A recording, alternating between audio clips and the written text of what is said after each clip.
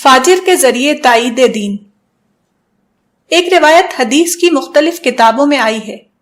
صحیح بخاری کے الفاظ یہ ہیں وَإِنَّ اللَّهَ لَيُؤَيِّدُ هَذَا الدِّينَ بِالرَّجُلِ الْفَاجِرِ، صحیح بخاری، یعنی بے شک اللہ ضرور اس دین کی تائید فاجر آدمی کے ذریعے کرے گا۔ صحیح بخاری کی شرح میں ابن حجر نے رجل کے لفظ کو جنس کے معنی میں لیا ہے۔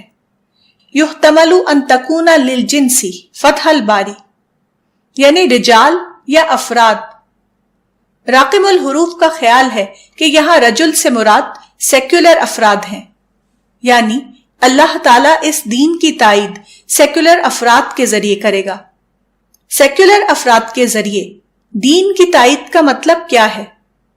غالباً اس کا مطلب یہ ہے کہ سیکولر لوگوں کے درمیان غور و فکر کا کام نان سٹاپ انداز میں جاری رہتا ہے۔ اگر آپ افکار کی تاریخ دیکھیں تو آپ کو معلوم ہوگا کہ مسلم اہل علم کے درمیان غور و فکر کا کام نان سٹاپ انداز میں جاری نہیں تھا۔ اہل دین کے درمیان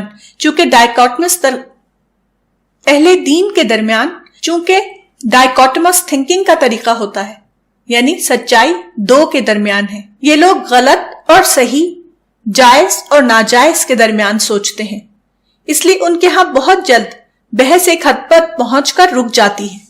اس کے برعکس سیکولر لوگ اختلاف کے بجائے ڈسنٹ کو مانتے ہیں۔ اختلاف کے مقابلے میں ڈسنٹ کا لفظ نیوٹرل معنی میں ہے، یعنی کسی ایک سائٹ کو لیے بغیر اظہار رائے کرنا۔ اختلاف کے ذہن سے سوچنے والے لوگوں کے ہاں کوئی بحث مسلسل طور پر جاری نہیں رہتی۔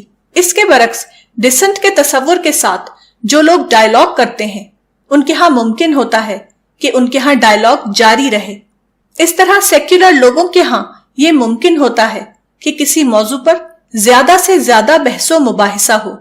اس مزاج کی وجہ سے سیکولر لوگ دین کے زیادہ پہلوؤں پر اپنی رائے دے سکتے ہیں۔